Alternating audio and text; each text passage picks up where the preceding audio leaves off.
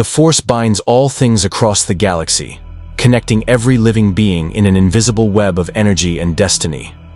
For millennia, the Jedi believed they understood its nature.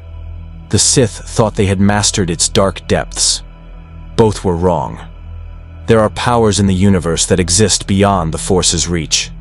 Ancient primal forces born not of midi-chlorians, but of divine wrath and immortal fury.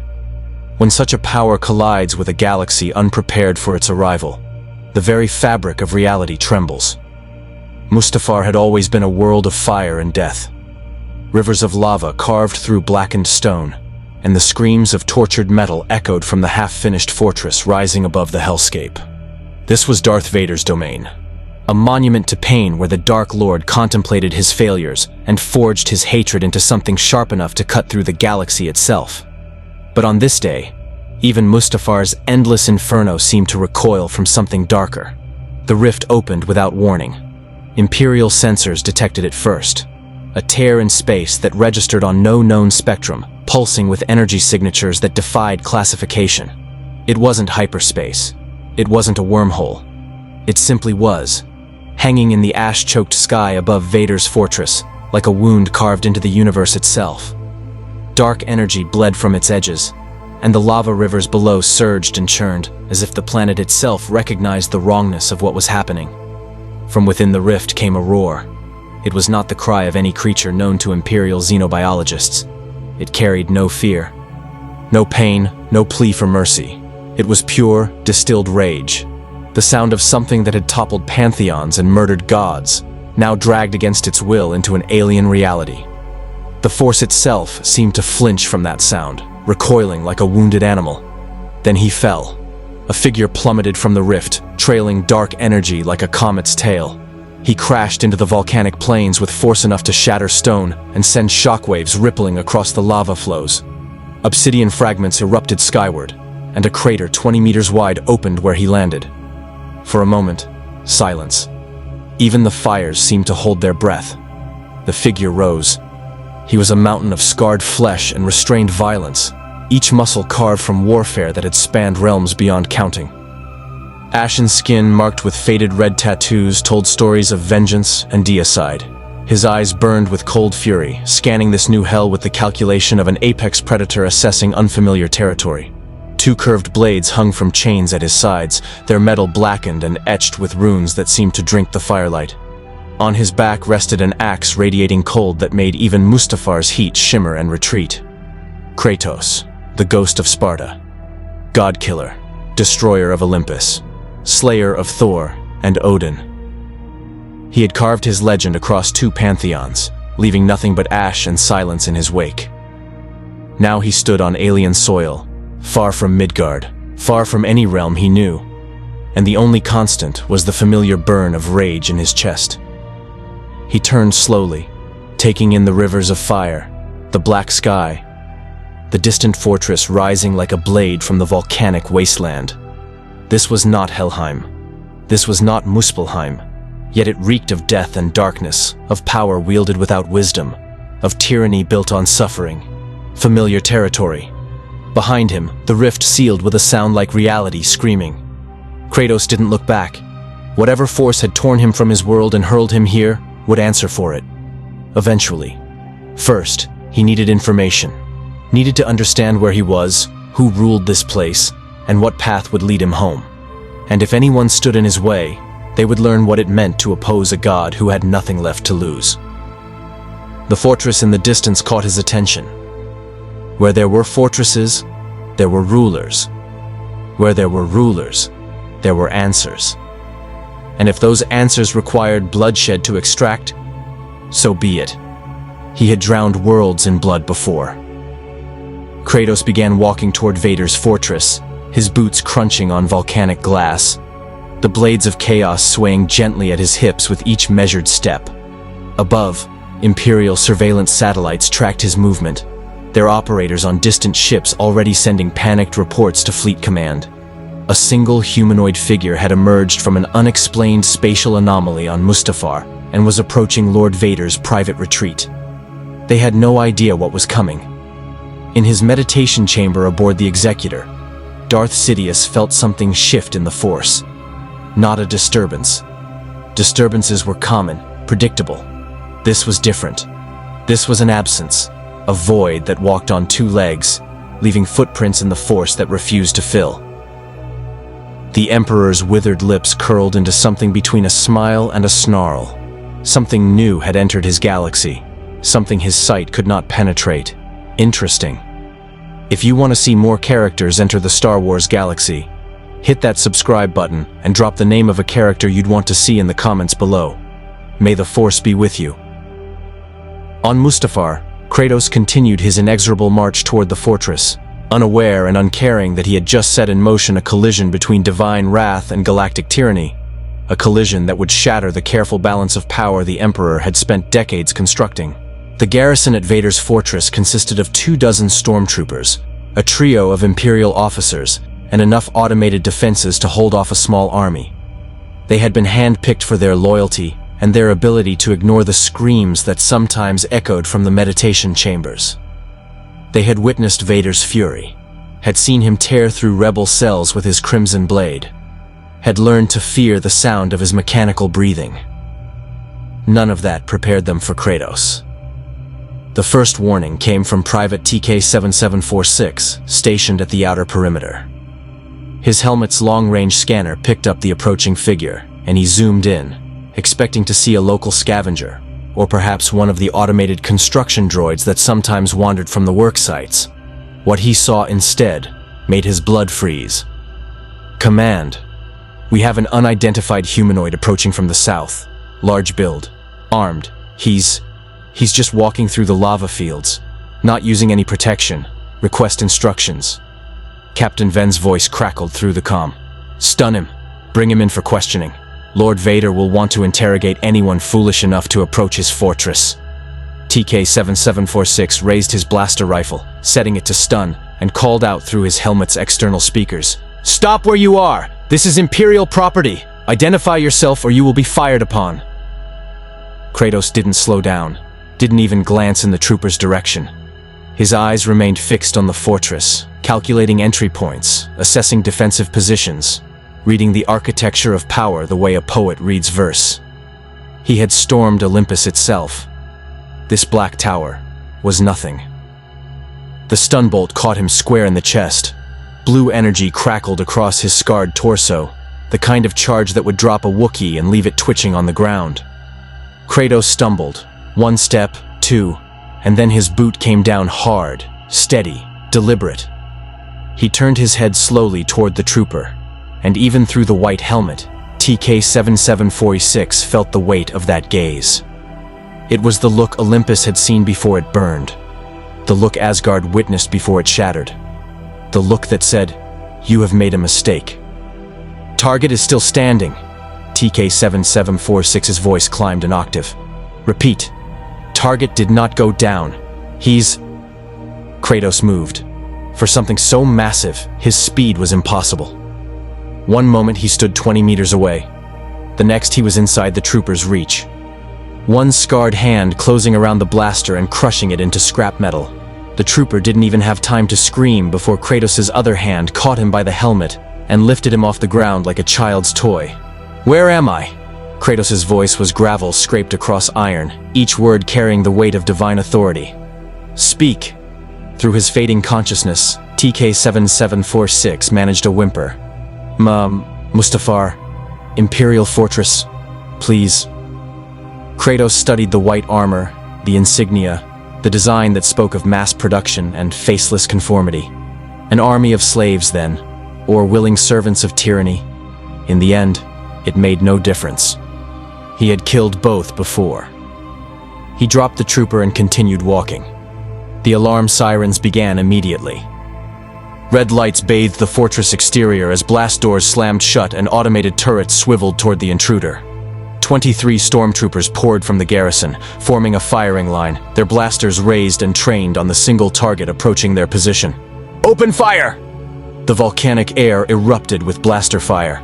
Crimson bolts converged on Kratos from 3 directions, a killing field designed to vaporize anything caught within.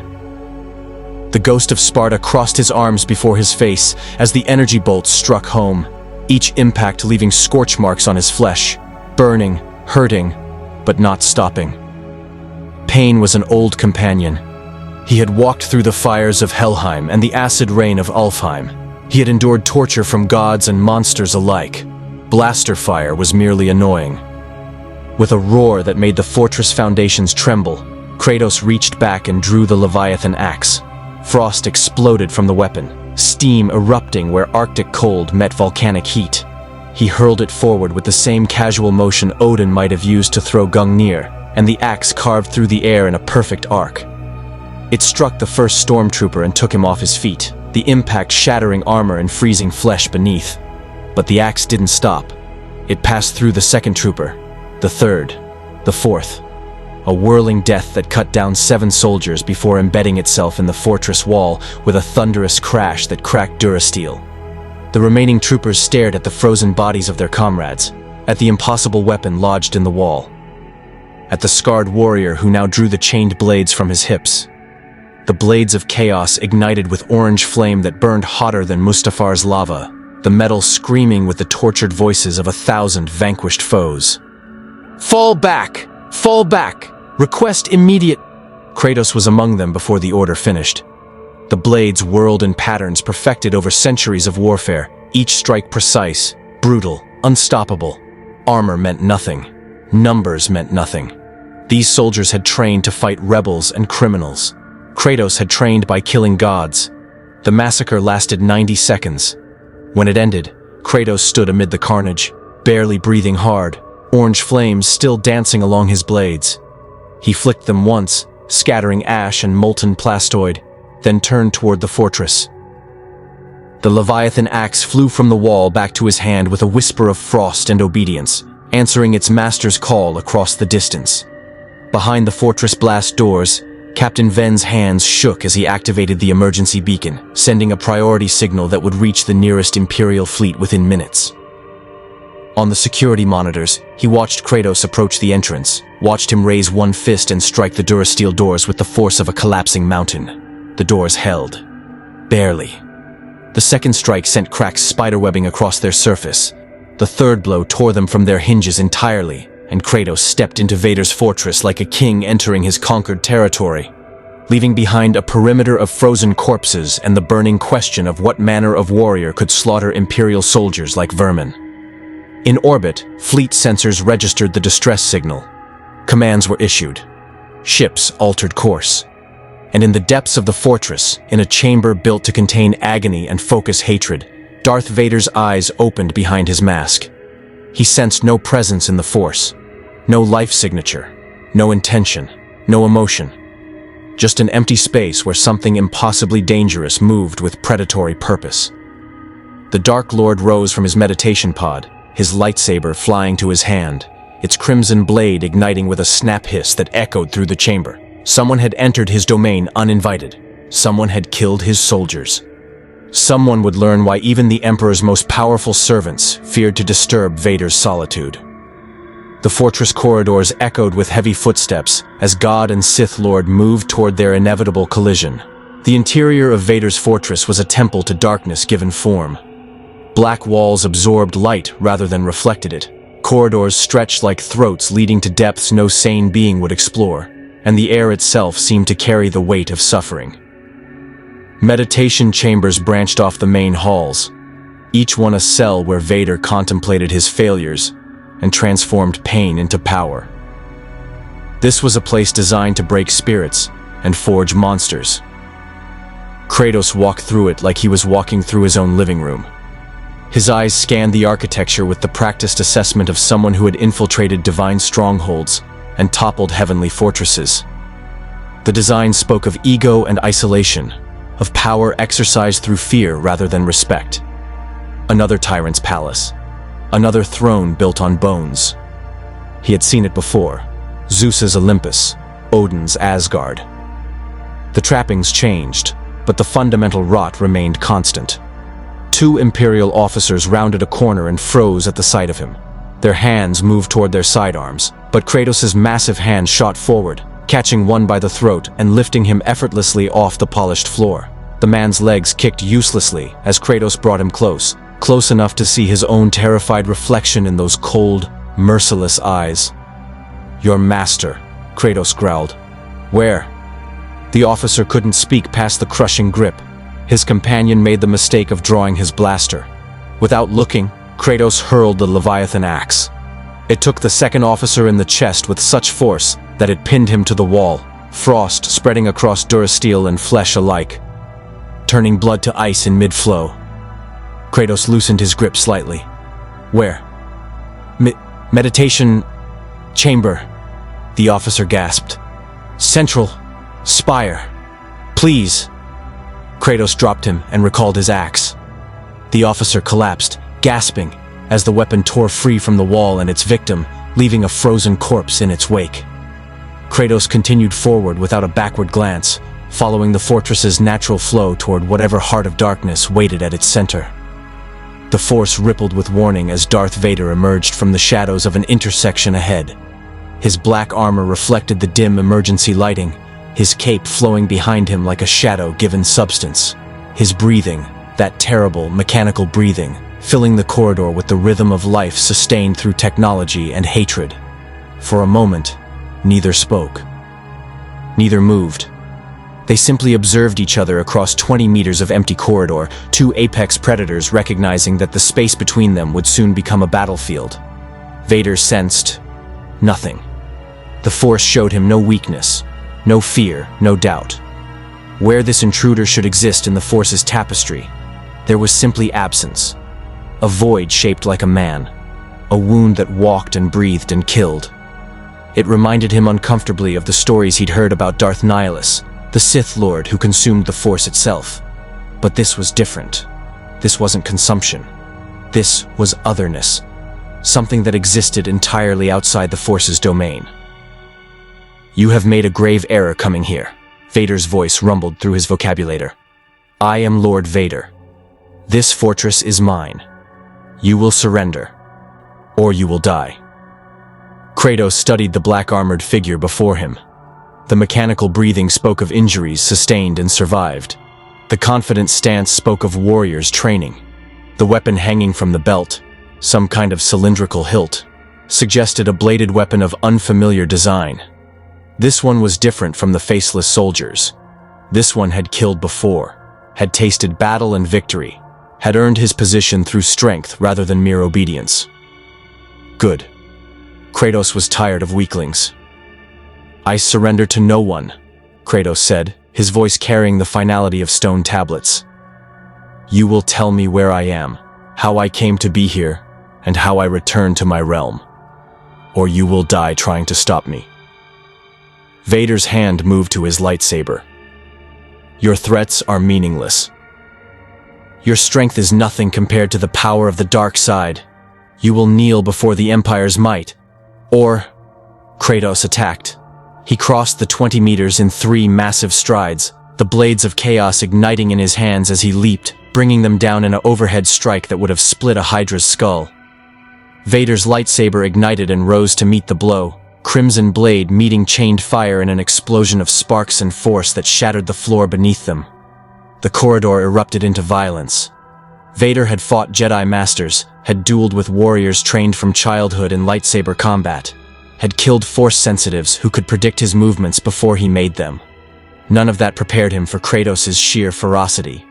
The Ghost of Sparta fought with no style, no form, no predictable pattern, just raw aggression refined by centuries of warfare, each strike carrying enough force to crack durasteel and buckle walls.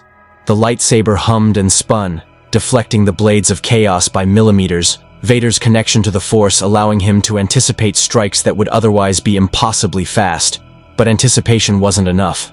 Kratos pressed forward like an avalanche, giving no ground, accepting no defense, his weapons whirling in a figure-8 pattern that forced Vader backward step by step. Vader reached out through the Force, seizing Kratos with invisible power and hurling him backward with enough telekinetic force to crumple a speeder. Kratos flew backward, crashed through a wall into a meditation chamber, and rolled to his feet without pause. Dust settled around him as he emerged from the hole he'd created, brushing debris from his shoulder with casual disdain. The Dark Lord's mechanical breathing quickened with something that might have been surprise. Impossible. The Force should have... Kratos hurled the Leviathan axe. Vader's lightsaber came up, batting it aside with the Force's assistance, sending the axe clattering down the corridor. But it was a feint. While Vader tracked the weapon, Kratos closed the distance again, this time without the blades. His fist drove into Vader's armored chest with the force of a battering ram. The Dark Lord stumbled backward, armor cracking, internal systems shrieking warnings. Pain lanced through his reconstructed lungs, through the cybernetics that kept him alive. He lashed out with the force, lightning crackling from his fingertips, not the blue-white of Sidious's power, but darker, angrier, fueled by hatred given form. The lightning struck Kratos square in the chest. The God-killer's body seized as electricity coursed through him, burning flesh, disrupting nerve pathways, inflicting agony that would have left most beings screaming. Kratos grunted, teeth gritted, muscles locked, but he didn't fall, didn't retreat. Instead, he pushed forward through the lightning, one impossible step at a time, as the smell of burning flesh filled the corridor. Vader poured more power into the attack, drawing deep on the dark side, channeling his rage and hatred through the Force. The lightning intensified, became a torrent, a river of pain made manifest. Kratos' advance slowed, stopped, his scarred skin blackening under the assault. And then he roared. The sound shattered the lightning's coherence, pure rage given voice, and Kratos surged forward the final meter. His hand closed around Vader's lightsaber wrist, crushing metal and flesh alike with grip strength that exceeded any specifications the armor had been designed to withstand. His other hand grabbed Vader by the helmet and drove the Dark Lord into the wall hard enough to crack both durasteel and mask. Vader's lightsaber fell from nerveless fingers. The Force screamed a warning, and he telekinetically pulled debris from every direction, creating a storm of metal and stone that battered Kratos from all sides. The Ghost of Sparta weathered it, tanked it, absorbed punishment that would have shredded a lesser being. Then he headbutted Vader hard enough to dent the mask. The Dark Lord fell back, vision swimming, systems failing. Through his damaged lenses, he saw Kratos raise his fist for a killing blow. Vader thrust out his hand, calling on every ounce of dark side power he possessed, and pushed. The telekinetic wave hit Kratos like a physical wall, finally, sending him flying backward through 3 walls before crashing into the fortress's main atrium. Vader staggered forward, one hand clutching his damaged chest, mechanical breathing ragged and irregular. He had hurt this intruder. The Force lightning had burned him. The debris had bloodied him. But the warrior was already rising, already preparing to attack again. For the first time in years, Darth Vader felt something he had forgotten: uncertainty. Kratos stood in the atrium, burns covering his torso, blood trickling from a dozen lacerations, breathing hard. But his eyes, his terrible, cold eyes, remained focused, calculating, undefeated. He whistled sharply, and the Leviathan axe flew past Vader's head, crossing the distance from where it had fallen to return to its master's hand. "You are strong," Kratos acknowledged, his voice rough with pain and grudging respect. "But not strong enough. Tell me what I need to know, or this ends badly for you." Vader ignited his lightsaber again, despite the warning screaming through his internal systems, despite the pain lancing through his damaged body. "The Empire bows to no one. You will be brought before the Emperor, or you will be destroyed." Kratos' response was to draw the blades of chaos once more. Before either could resume their battle, alarms blared throughout the fortress. External sensors detected multiple ships entering Mustafar's orbit. Imperial Star Destroyers, an entire fleet responding to the distress beacon. Troop carriers began their descent, carrying thousands of soldiers and war machines. Vader's voice carried grim satisfaction. "You have attracted the Empire's attention. There is no escape now. Surrender, and perhaps the Emperor will show mercy."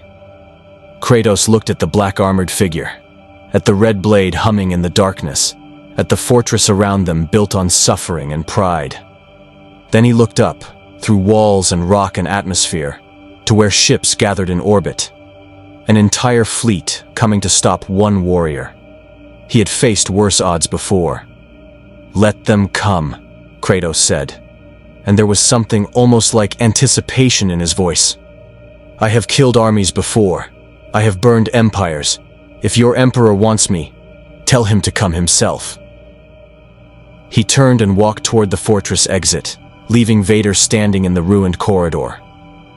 The Dark Lord watched him go, torn between pursuing and recognizing that in his damaged state, another engagement might prove fatal. Instead, he activated his comm. "This is Lord Vader. The target is extremely dangerous. Send everything." In orbit, the Imperial fleet prepared for planetary assault.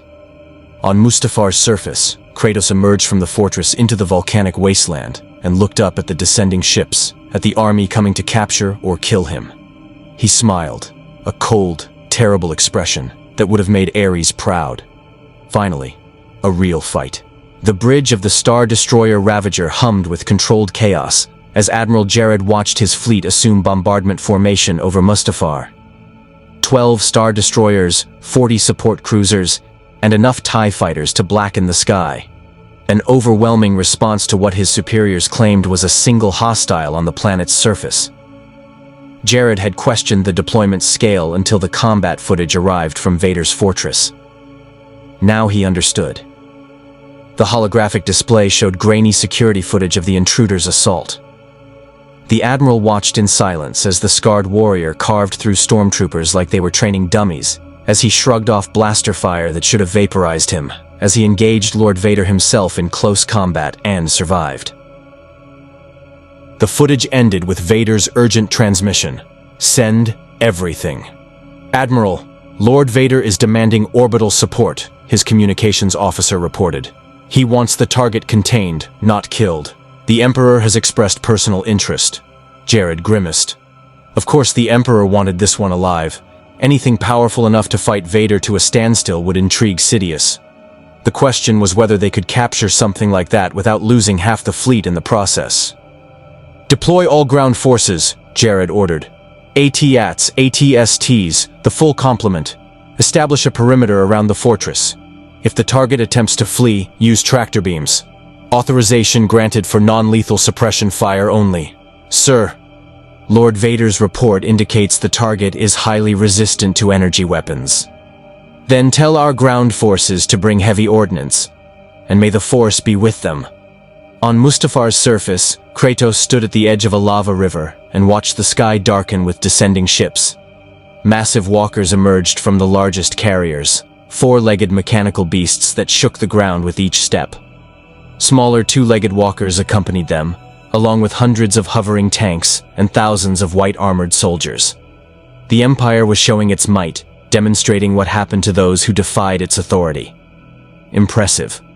But Kratos had faced larger armies before. The forces of Olympus had numbered in the hundreds of thousands, blessed by divine power and led by gods themselves. Odin's Einherjar had been warriors who could not truly die, resurrecting again and again to defend Asgard. These machines and mortal soldiers were formidable, but they were still just flesh and steel. The first AT-AT opened fire, its massive laser cannons painting the volcanic plains with emerald death. Kratos dove behind an obsidian outcropping as superheated rock exploded around him.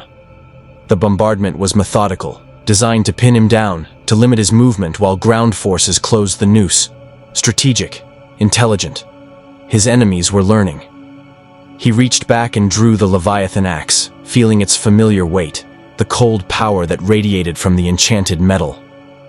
Frost spread across his palm as he charged the weapon with as much energy as it could hold. The temperature dropping so rapidly that the nearby lava cooled and cracked. Then, he threw. The axe flew in a perfect arc, trailing ice crystals, and struck the lead AT-AT directly in the forward viewport. The impact didn't just shatter the viewport, it flash froze the entire command cabin. The walker's legs locked mid-stride, momentum carrying its massive body forward before its frozen joints shattered, and the whole machine collapsed like a falling mountain. It crashed into a lava river, sending waves of molten rock washing over nearby stormtroopers who screamed and died in the heat. Target is engaging. Repeat, target is hostile. The comm channels erupted with panicked voices. AT-271 is down. How did he? Kratos called the axe back to his hand and moved before the remaining walkers could reacquire him. He ran across the volcanic plains with the ground-eating stride of a warrior who had crossed realms on foot, weaving between lava flows and obsidian formations as blaster fire and laser cannons turned the landscape into an inferno. An AT-ST spotted him and opened fire with its chin-mounted cannons. Kratos didn't dodge. He caught the Leviathan axe in both hands and swung it upward, the flat of the blade deflecting the laser blast back toward its source. The reflected shot struck the walker's cockpit, and the machine staggered, smoke pouring from its shattered viewports. The blades of chaos came out as stormtroopers closed on foot, their white armor standing out starkly against the blackened landscape. Kratos met them head-on, his weapons whirling in the brutal dance he had perfected over centuries. Each strike killed. Each movement positioned him for the next kill. These soldiers fought with discipline and training, but they had never faced an opponent who had learned warfare from Ares himself, who had refined his skills by battling divine champions and mythological horrors. A thermal detonator landed near his feet. Kratos kicked it skyward without breaking stride, where it detonated harmlessly in the air. Another walker targeted him, but he was already moving, closing the distance with impossible speed. The pilot inside never saw him leap, never registered the axe blade that tore through the walker's neck joint and separated head from body. From orbit, Admiral Jared watched his ground forces crumble. How many casualties? 73 confirmed dead, Admiral. Another 100 wounded. We've lost 2 AT-ATs and 5 AT-STs. The target is... He's unstoppable, sir. He's killing everything we send at him. Jared's jaw clenched. This wasn't a battle. It was a massacre, and his forces were on the wrong end of it. Increase attack pattern, focus fire. Use the Star Destroyer's turbo lasers. Authorization granted for... Belay that order. The new voice cut across the comm channel with absolute authority, and every officer on the bridge snapped to attention. Emperor Palpatine's hologram materialized above the command console, his hooded face twisted in what might have been interest, or might have been hunger. This warrior is... exceptional. I will not have him destroyed by orbital bombardment. Your Majesty, Jared said carefully, our ground forces cannot contain him. He's already killed over 100 soldiers and destroyed multiple walkers. If we don't use orbital strikes, then he will reach the fleet, Sidious finished, his voice carrying dark amusement. Yes, I am aware. Lord Vader has already informed me of this warrior's capabilities. His strength, his resistance to the Force, his savage efficiency. Do you know what I sense when I reach out to touch his presence, Admiral? Jared remained silent, sensing the question was rhetorical. Nothing, Sidious continued, his voice dropping to a whisper that somehow carried more menace than a shout. Where he stands, the Force simply stops, as if reality itself has carved an exception for his existence. Such a being cannot be allowed to roam free. He is either a tool to be wielded or a threat to be eliminated. I will determine which. The hologram flickered. Bring Lord Vader to the Executor, prepare a full honor guard, and send a shuttle to the planet's surface. I wish to extend a personal invitation to our guest. The transmission ended, leaving Jared staring at empty air. A personal invitation from the Emperor? To the warrior who had just slaughtered an Imperial garrison and fought Darth Vader to a standstill. This was either brilliant strategy or absolute madness. Knowing Sidious, it was probably both. On Mustafar, Kratos stood amid the wreckage of the assault force, breathing hard, his weapons dripping with blood and coolant fluid. Bodies and broken machines surrounded him in a circle of destruction that would have impressed even Ares. The remaining Imperial forces had fallen back, establishing a perimeter but no longer attacking. Waiting. A shuttle descended through the ash-clouded sky, its polished black hull reflecting the volcanic fires.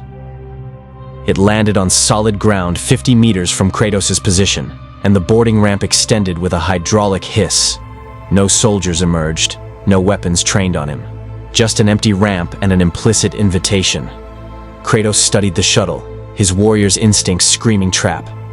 But traps were only dangerous if you weren't strong enough to break them. And if these people thought they could contain him, they would learn the same lesson Olympus had learned, the same lesson Asgard had learned. Gods could be killed, empires could burn, and nothing, Nothing would keep him from finding a way home. He sheathed his weapons and walked toward the shuttle, his heavy footfalls leaving prints in the volcanic ash. Behind him, the ruins of the Imperial assault smoldered and burned. Ahead, somewhere in orbit, an emperor waited who believed he could control a god-killer. Kratos would allow this meeting. He would hear what this emperor had to say, learn what he knew, extract whatever information might lead to answers about this strange galaxy and his path home. And if the emperor proved to be just another tyrant who believed power made him untouchable, well, Kratos had dethroned tyrants before.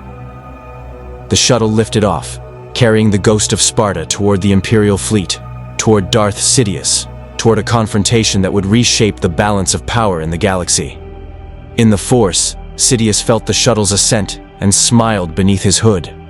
Finally, after decades of careful planning and ruthless manipulation, after eliminating every threat to his rule and establishing absolute control over the known galaxy, something genuinely unpredictable had entered the board. Something he couldn't sense, couldn't control, couldn't predict. It was almost refreshing.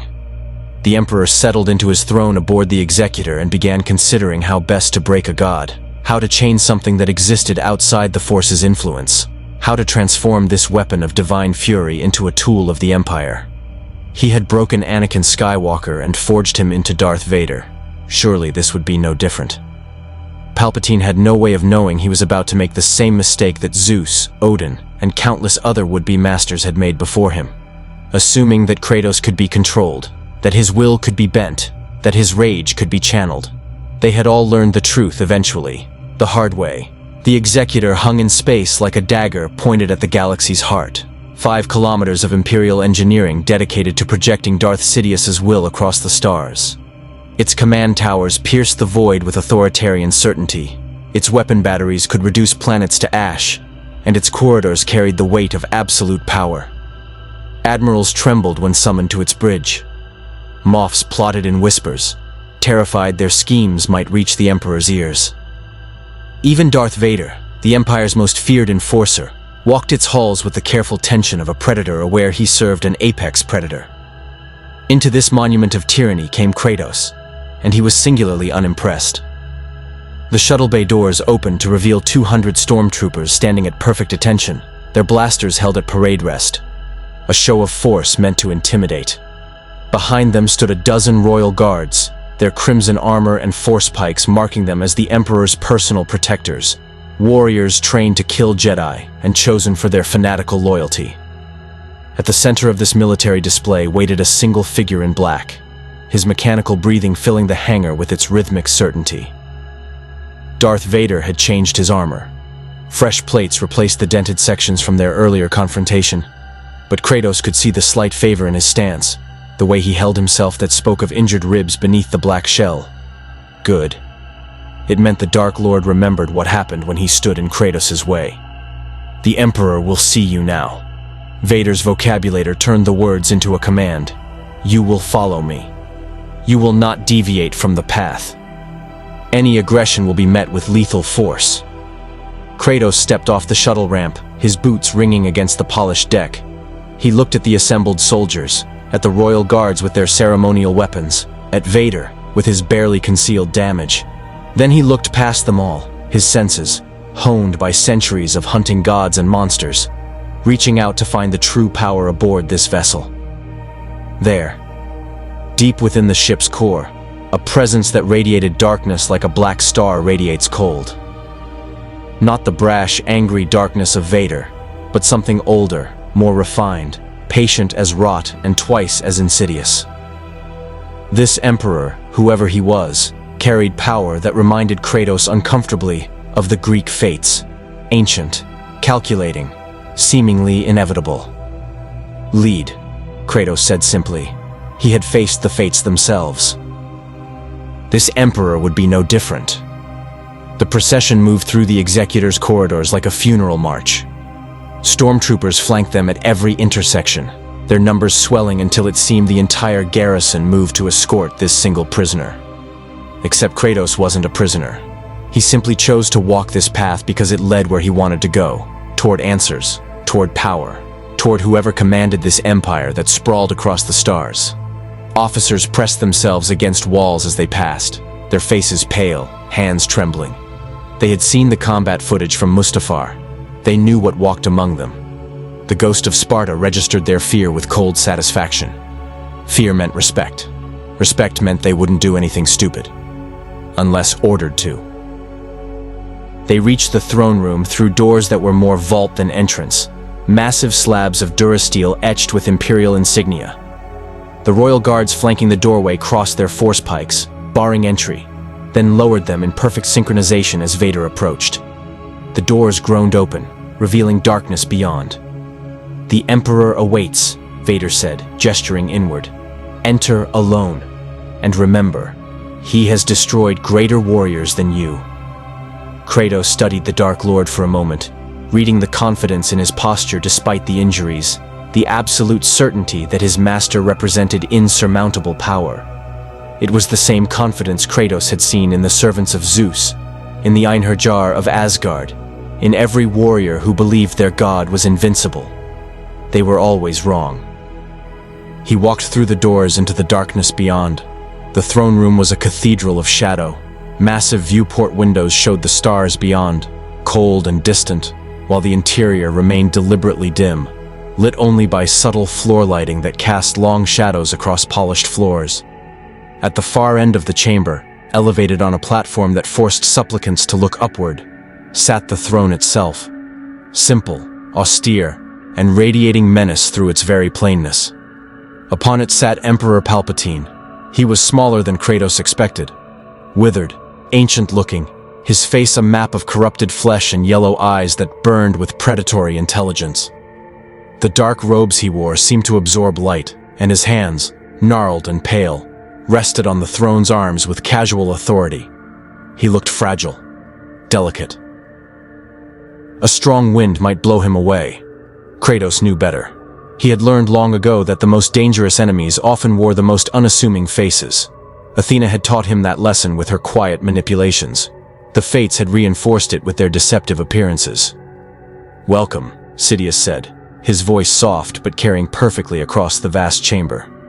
"I am Emperor Palpatine, sovereign of the Galactic Empire, master of the known galaxy. And you are something I have never encountered before. Fascinating." Kratos stopped 10 meters from the throne, far enough to have room to move, close enough to attack if necessary. "I am Kratos. I want to return to my realm. You will tell me how, or you will die." The directness brought a smile to Sidious's withered lips.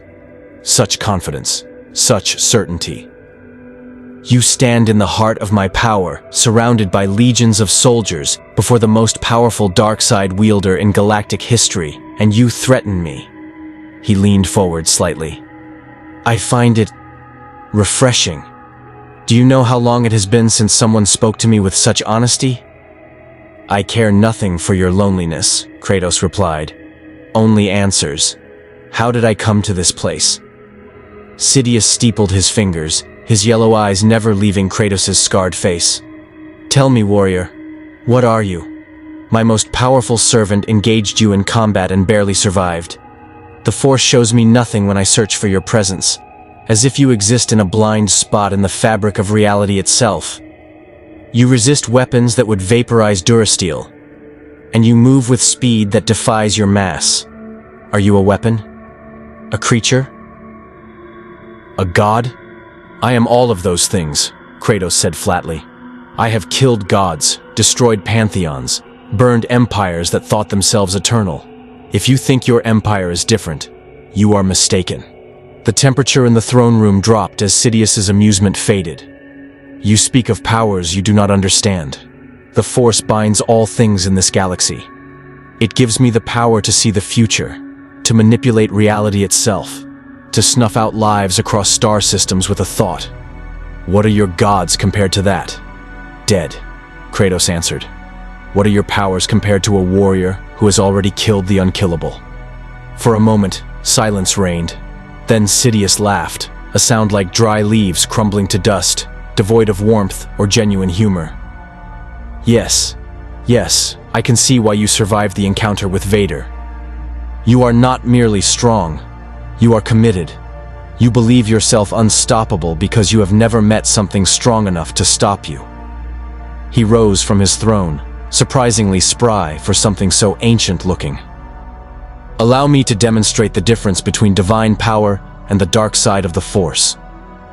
Lightning erupted from Sidious's fingertips, not the angry crackling that Vader had produced, but a torrent of blue-white energy that turned the throne room into a storm of suffering. The lightning struck Kratos with force that would have reduced a Jedi Master to ash in seconds, electricity coursing through every nerve, burning muscle and flesh, inflicting agony that transcended the physical. Kratos roared and pushed forward.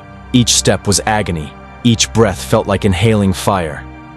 The smell of his own burning flesh filled his nostrils, and his vision blurred as the electrical assault disrupted his nervous system. But he had endured torture from the gods themselves, had suffered beneath Zeus's lightning, had burned in the flames of the Titans, had frozen in Helheim's eternal cold. This was just pain, and pain was familiar. Sidious's eyes widened as Kratos continued advancing through the lightning storm, his scarred body smoking, muscles locked in rictus, but still moving forward with inexorable determination.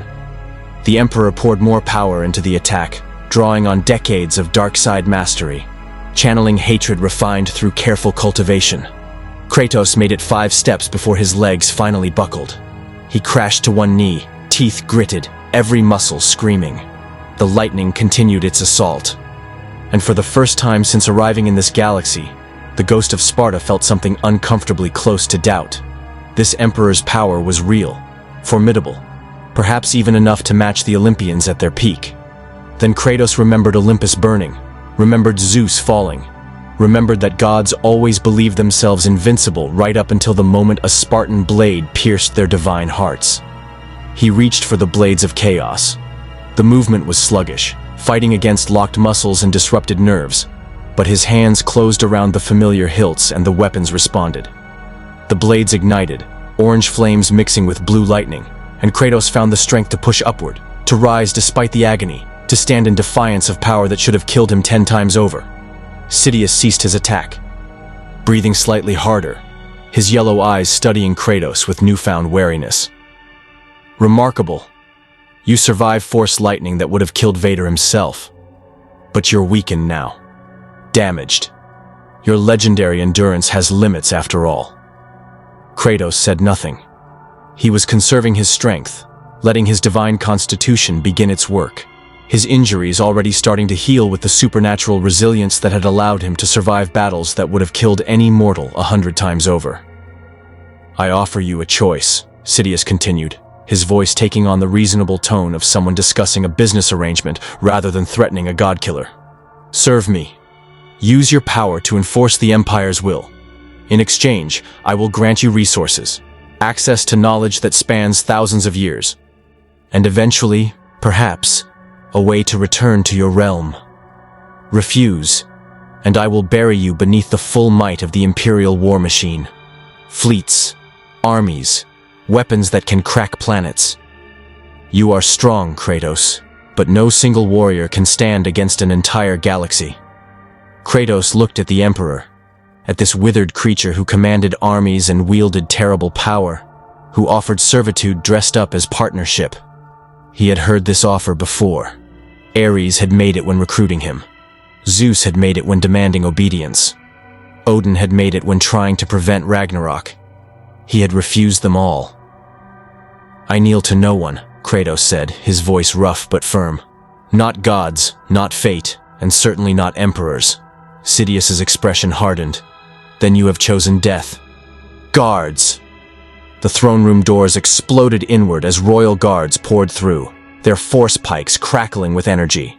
Behind them came stormtroopers, and behind them, moving with predatory grace, Darth Vader himself, lightsaber already ignited. Kratos drew the Leviathan axe with his left hand, the blades of chaos remaining in his right, and prepared to show the Empire what happened when you tried to chain a god. The throne room erupted into violence. The first royal guard died before his force pike completed its strike, the Leviathan axe taking him through the chest with enough force to hurl his crimson-armored body backward into 3 of his fellows.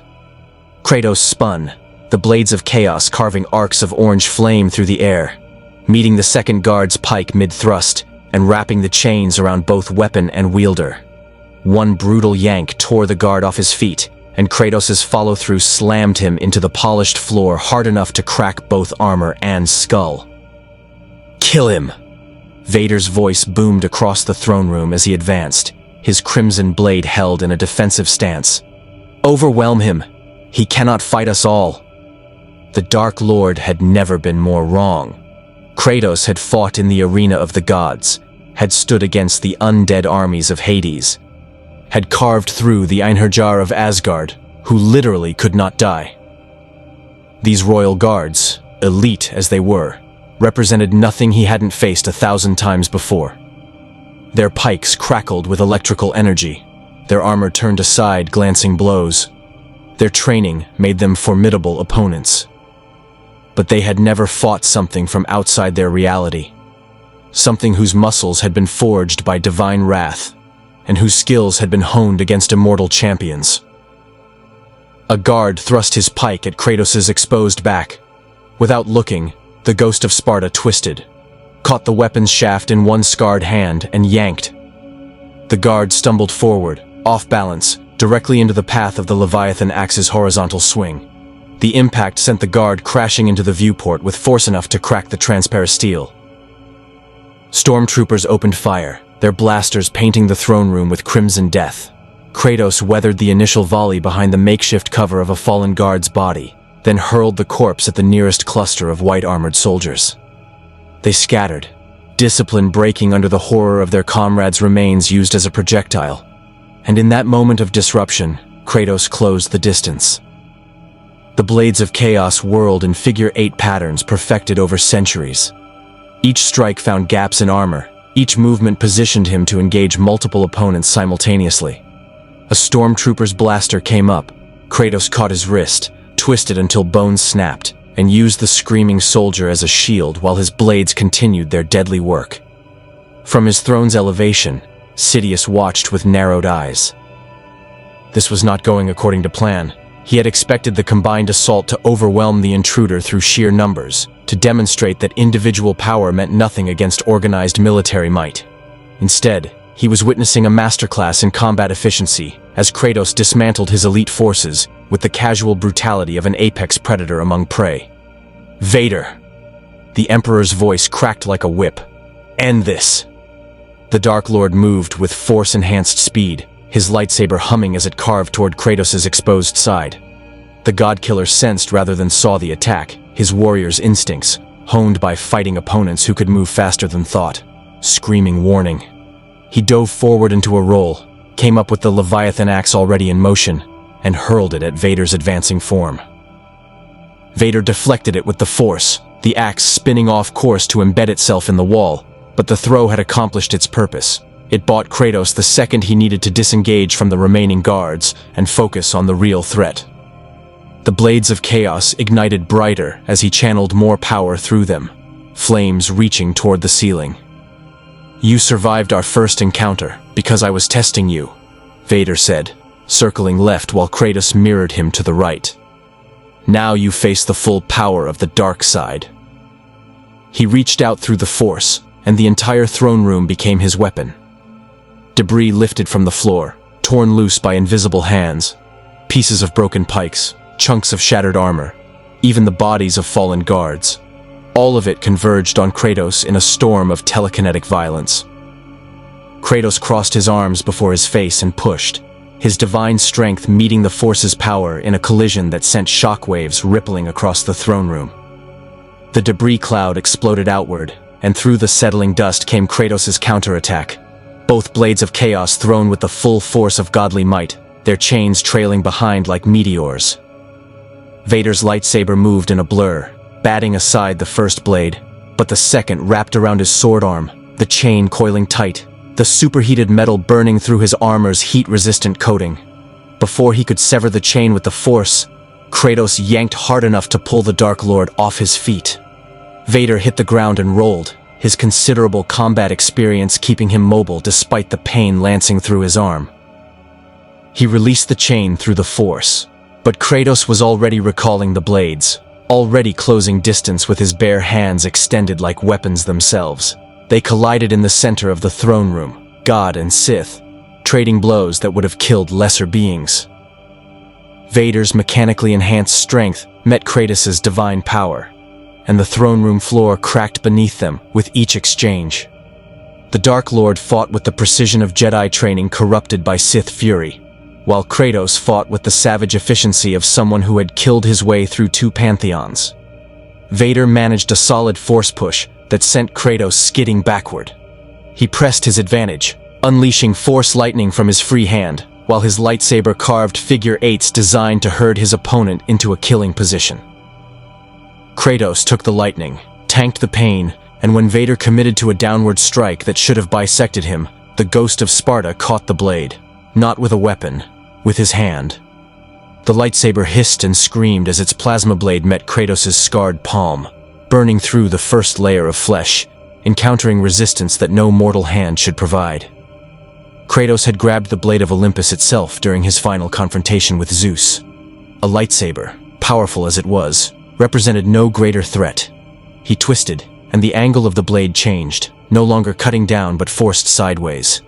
Vader tried to compensate, to use the force to reinforce his grip, but Kratos' other fist drove into the Dark Lord's chestplate with a sound like a thunderclap.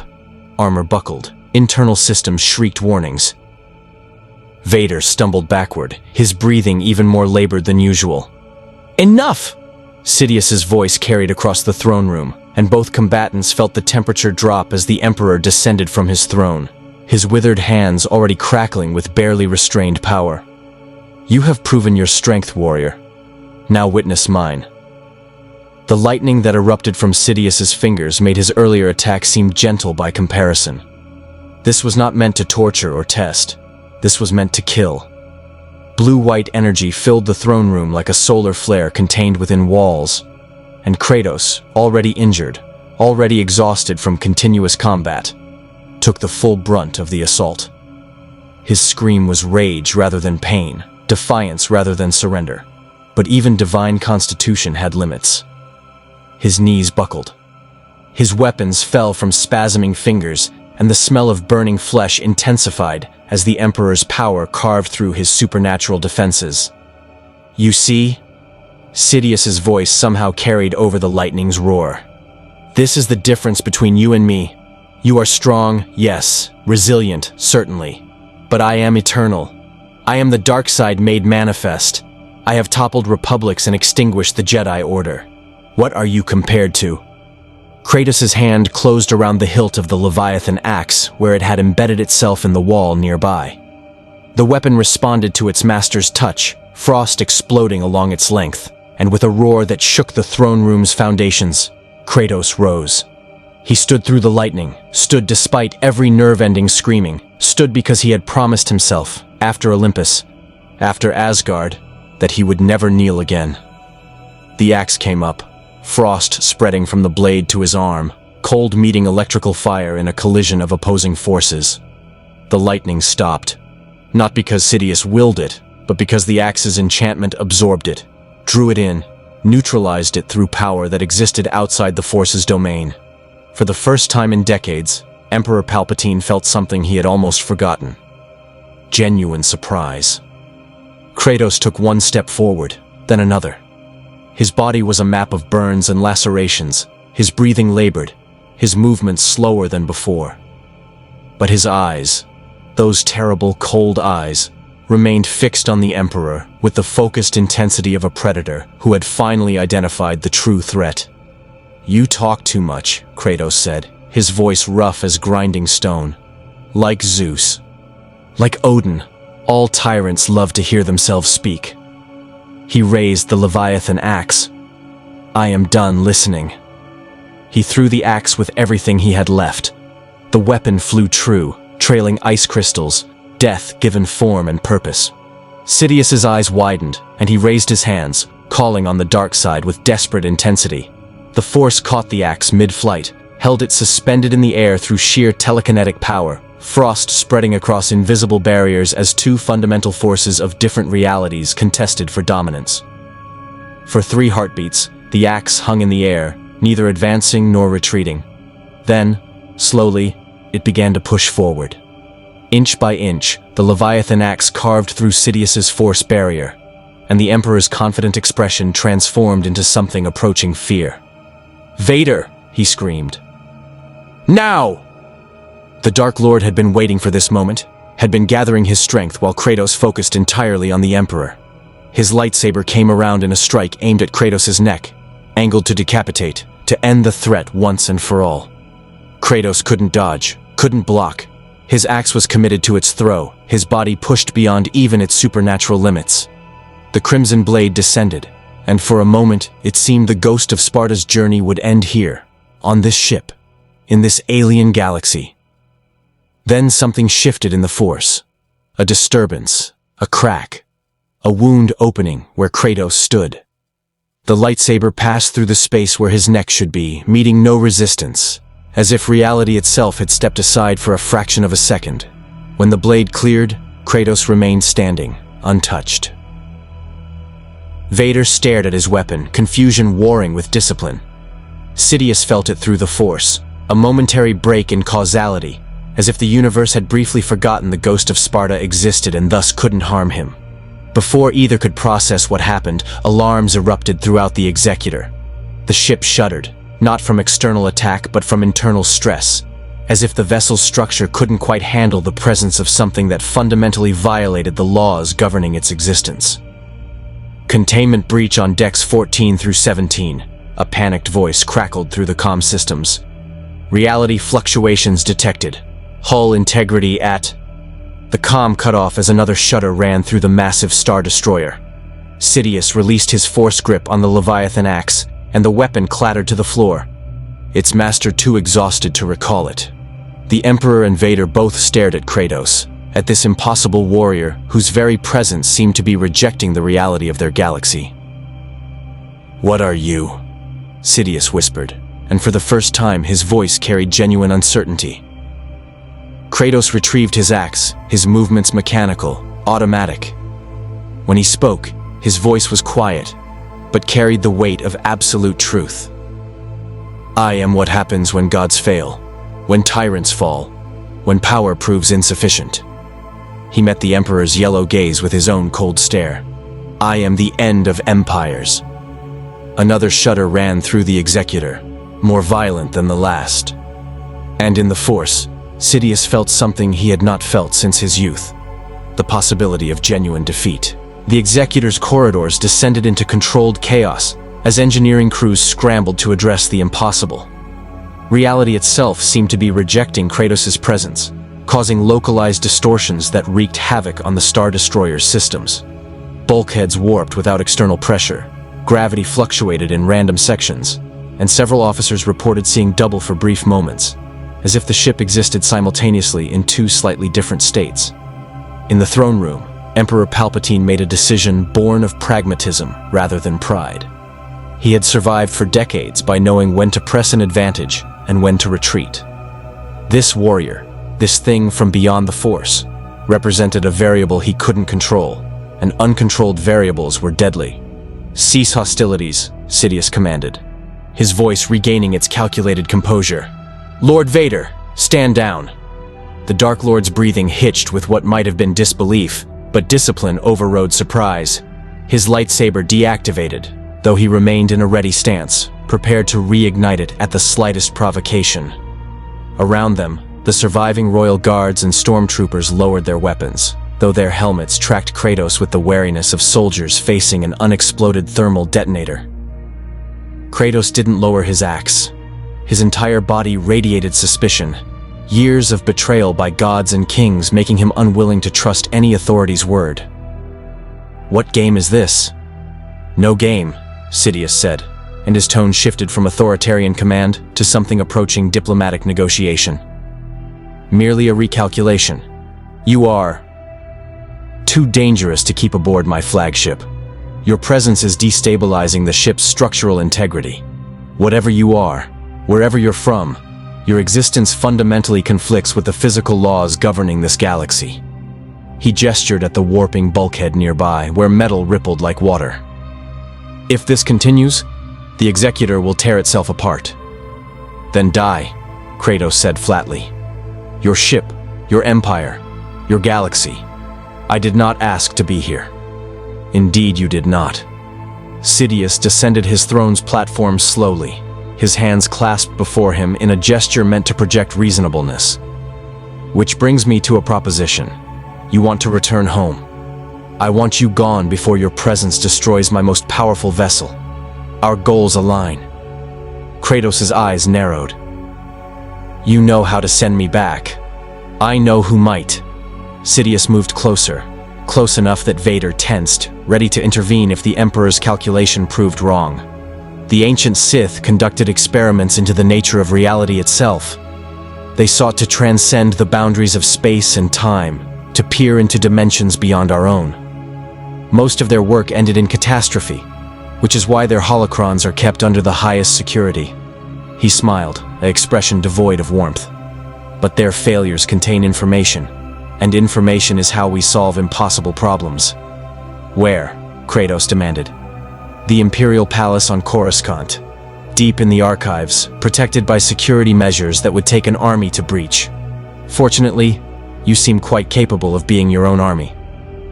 The Emperor spread his hands. I will grant you access to these archives. In exchange, you leave my galaxy and never return. A simple transaction. Freedom for knowledge. Every instinct Kratos possessed screamed that this was a trap. The Emperor's smooth words reminded him too much of Athena's manipulations, of Zeus's false promises, of every god who had used him and then discarded him once his usefulness expired. But he was trapped in an alien galaxy with no clear path home, surrounded by enemies, his body pushed to its limits by sustained combat. Sometimes the only way forward was through the obvious trap. If you betray me, Kratos said, his voice carrying the absolute certainty of prophecy, I will kill you. Not quickly, not cleanly. I will make you suffer as I have suffered. Do you understand? Sidious met that cold gaze without flinching. Completely. And I assure you, betrayal is unnecessary. Your departure serves my interests far better than your death, which would likely cost me several more ships and thousands of soldiers. He gestured toward the throne room's exit. A shuttle awaits to take you to Coruscant. The archive's location will be transmitted to the pilot. Access codes will be provided. What you do with the knowledge you find is between you and fate. Kratos studied the Emperor for a long moment, searching for the lie, the hidden angle. But Sidious's logic was sound. The withered ruler wanted him gone, and providing a potential solution served that goal. Sometimes the simplest answer was the true one, even when dealing with tyrants. He turned toward the exit, his weapons still held ready. As he passed Vader, the Dark Lord spoke quietly through his vocabulator. If you return, Ghost of Sparta, I will be ready. Our next encounter will end differently. Kratos paused, glanced at the black-armored figure. No, he said simply. It won't. Then he continued walking, leaving the throne room and its surviving defenders behind. The journey to the shuttle bay passed in tense silence. Officers and crew pressed themselves against walls as he passed, their fear palpable. Some stared with open horror at his scarred, burned body, at the weapons that had carved through the Empire's elite forces, at the cold certainty in his movements that promised more violence if provoked. None were foolish enough to provoke him. The shuttle that awaited him was larger than the one that had brought him from Mustafar, designed for comfort rather than pure transport. Kratos ignored the interior appointments and seated himself in the cargo hold, among supply crates and equipment, his weapons laid across his lap. The pilot, a nervous officer who avoided eye contact, sealed the airlock and departed the Executor without fanfare. As they descended toward Coruscant, Kratos stared through the viewport at the planet-wide city below. Trillions of lights, endless towers, a civilization that sprawled across an entire world. It reminded him of Olympus in its arrogance, of humanity's Athens in its ambition. Beautiful and terrible in equal measure. Somewhere down there, in the heart of the Emperor's power, lay knowledge that might lead him home. Might. The word carried so much uncertainty, but it was more than he'd had an hour ago. And if the knowledge proved false, if this was elaborate deception, well, Coruscant would burn beautifully. Behind him, aboard the Executor, Sidious stood at the throne room's viewport and watched the shuttle descend toward his capital world. Vader joined him, his damaged armor already being tended by repair droids. "You let him go," Vader observed. "You could have destroyed him." "At what cost?" Sidious countered. "The Executor? Half my fleet?" The throne room already looks like a war zone, and he was operating at perhaps 60% capacity. Imagine him at full strength, with time to recover, backed into a corner. He shook his head. "No, Lord Vader. Sometimes the wise predator lets dangerous prey escape rather than risk a Pyrrhic victory. The archives on Coruscant are heavily secured, yes, and when he breaches that security, the entire Imperial Guard will respond. Grand Inquisitors, elite units. Every weapon we have that doesn't risk destroying the palace itself." Sidious's smile returned. "He thinks he goes to find knowledge. In truth, he goes to his death. And if by some chance he survives, if he actually finds a way to leave our galaxy, then we've still won. Either outcome serves the Empire." Vader considered this, then inclined his head. "Your wisdom is matched only by your cunning, Master. Flattery is unnecessary, my apprentice. Simply prepare. Whether he falls in Coruscant or finds his way home, we must ensure no other visitors arrive through similar means. Contact the Imperial Science Division. I want to know what caused that spatial rift on Mustafar, and I want it sealed." He turned from the viewport. "The galaxy has enough problems without gods from other realms arriving to complicate matters. As you wish, Master." Alone in his throne room, Sidious reached out through the Force, trying once again to sense the approaching shuttle, to feel the presence of the warrior within. As before, he found nothing. Just absence. Just void. It was profoundly unsettling, like trying to look at a hole in the universe shaped like a man. For the first time in decades, the Emperor felt something approaching doubt. He had gambled that Kratos' departure was preferable to his continued presence. But what if he was wrong? What if sending this god-killer to the heart of Imperial power proved to be a catastrophic miscalculation? Too late now. The die was cast. The galaxy would simply have to endure whatever came next. On the shuttle, Kratos felt the ship enter Coruscant's atmosphere. Felt the slight turbulence as they descended through traffic lanes thick with vessels. Through the viewport, the planet's endless cityscape grew larger, more detailed, more real. He had toppled Olympus, had shattered Asgard, had carved his legend across the corpses of gods and monsters. Now he would face whatever this empire threw at him, would claim the knowledge he needed, would find his way home, or die trying. And if the Emperor's promises proved false, if this was another manipulation by another tyrant who thought himself clever, the blades of chaos rested against his leg, patient and eager. They would feast well before this ended. Coruscant gleamed like a jewel in the void, its surface entirely covered by structures that climbed toward the stars with mechanical ambition. The shuttle descended through layers of traffic, past gleaming spires where senators plotted, and corporate towers where fortunes were made and lost, down toward the governmental district where the Imperial Palace rose like a monument to absolute authority.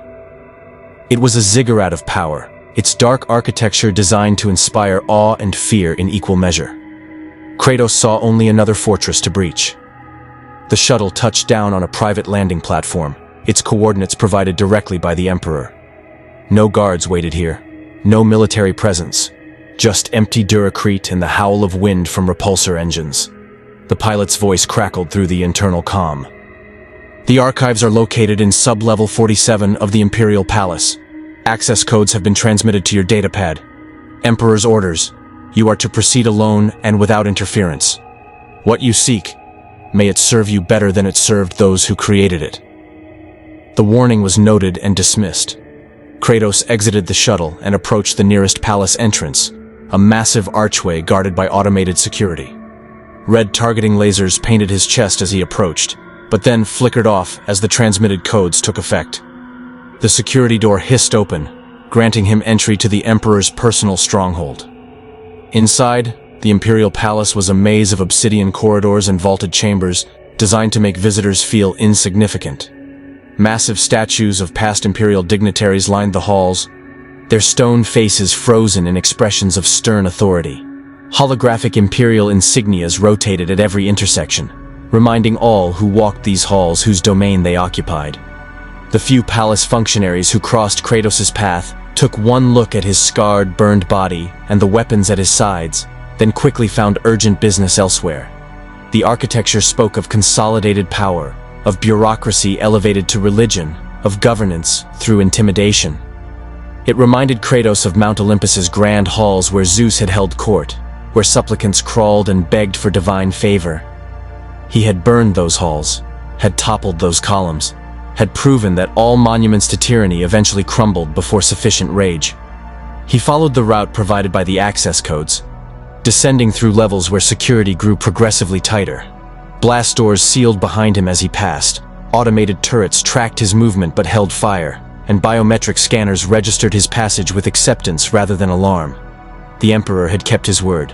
So far. Sub-level 47 lay deep beneath the palace's public spaces, in a section where the architecture changed from grandiose display to pure function.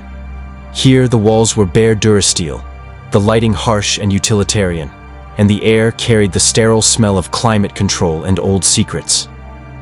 A single massive door marked the archive's entrance, its surface etched with warnings in a dozen languages. Authorized personnel only. Extreme hazard. Force-sensitive materials contained within. Kratos placed his palm on the access panel. The codes transmitted with a soft chime, authorization confirmed, and the massive door groaned open with the reluctance of something that had remained sealed for years. Cold air rushed out, carrying dust and the scent of ancient knowledge preserved in darkness. The archive stretched before him like a cathedral dedicated to forbidden lore. Shelves climbed 30 meters toward a vaulted ceiling, each one loaded with datacrons, holocrons, and physical texts, bound in materials that ranged from traditional leather to what appeared to be cured flesh. Holographic displays flickered at regular intervals, showing rotating images of Sith runes and mathematical formulas so complex they seemed to hurt the eye. At the chamber's center stood a raised platform surrounded by containment fields, and within those fields rested objects that pulsed with dark energy even Kratos could sense. He had found the heart of the Empire's darkest knowledge.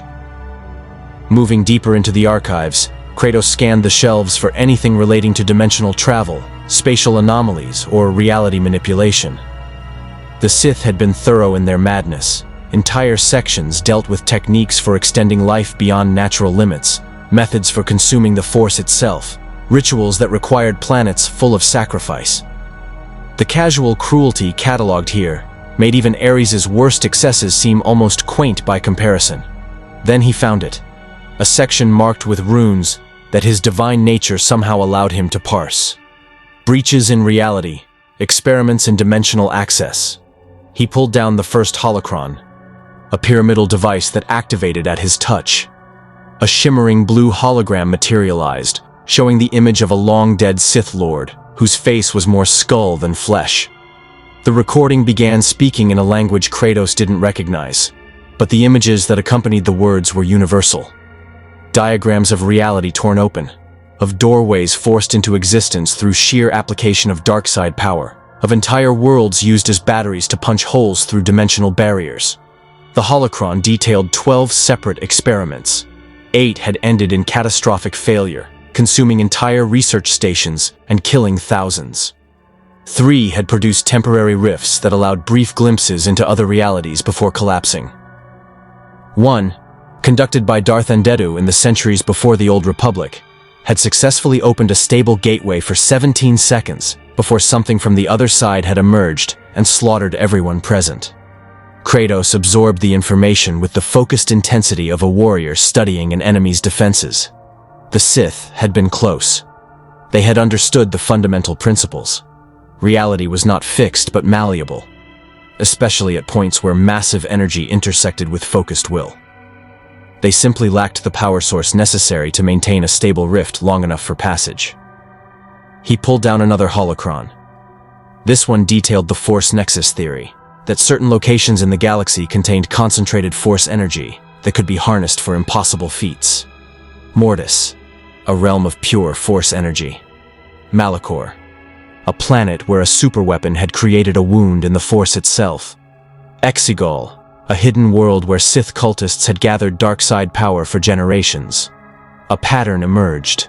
Every successful dimensional experiment had occurred near a force nexus.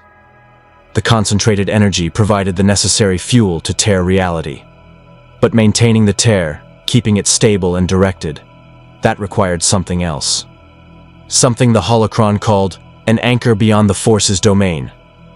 Kratos straightened, understanding crystallizing with the clarity of combat instinct. He was the anchor.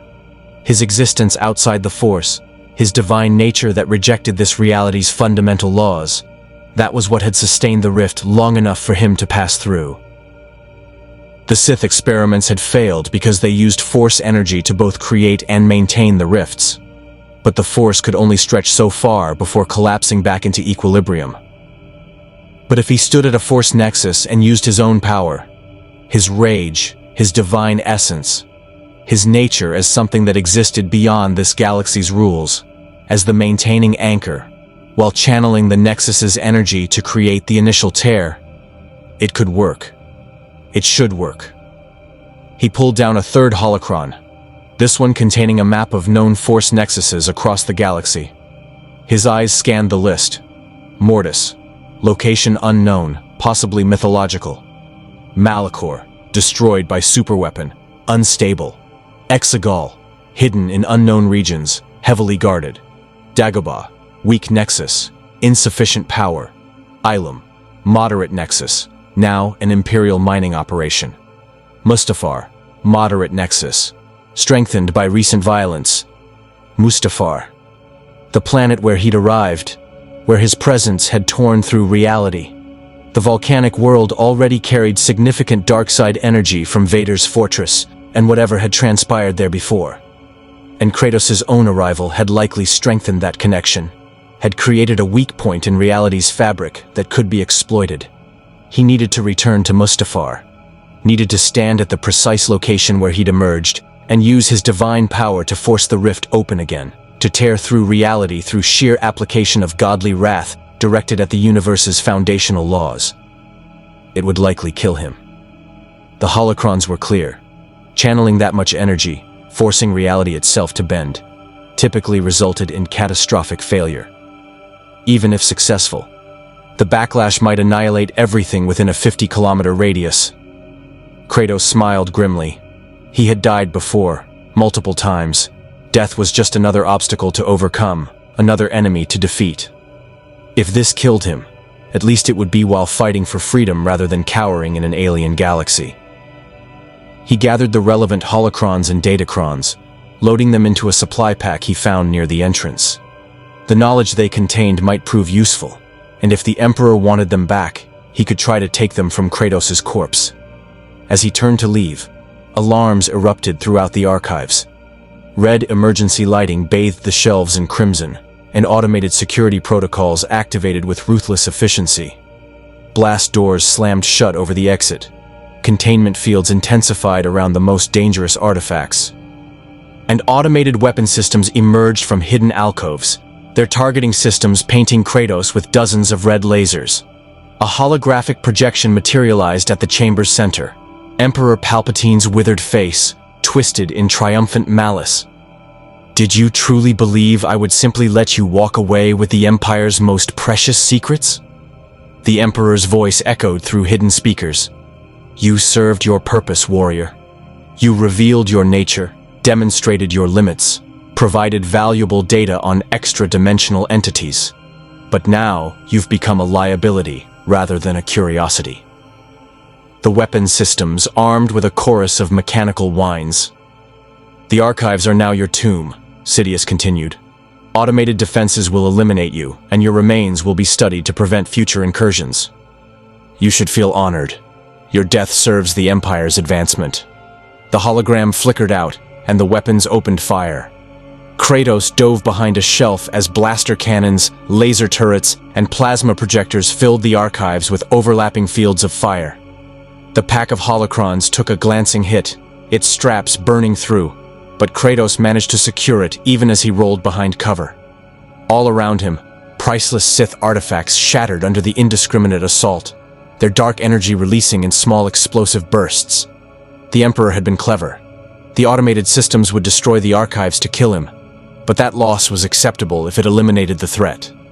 Sidious had given with one hand while preparing the dagger in the other, exactly as Zeus had done, as Odin had done, as every tyrant Kratos had ever encountered had done. They never learned, and their failure to learn always proved fatal. Kratos reached back and drew the Leviathan axe. The weapon hummed with frost magic, eager to taste battle once more despite the punishment it had already endured. He charged it with every ounce of power he could muster, pulling from reserves he'd been conserving, from the deep well of rage that never truly emptied. Then he threw it at the ceiling's support structure. The axe struck with precision, born of centuries of experience, embedding itself in a critical juncture where 3 support beams met. Frost exploded along the metal, flash freezing the structural elements, making them brittle. Kratos recalled the axe and threw again, striking the same point. The frozen metal shrieked and cracked. Third throw, the support gave way entirely. The ceiling groaned, buckled, and then a section collapsed, bringing down half the automated weapon systems in a cascade of debris and sparking electronics. Kratos was already moving, using the destruction as cover, racing toward the sealed exit with his weapons blazing. The blades of chaos whirled, deflecting turret fire that tracked his movement. A plasma projector managed a solid hit on his shoulder, burning through already damaged flesh, but Kratos pushed through the pain.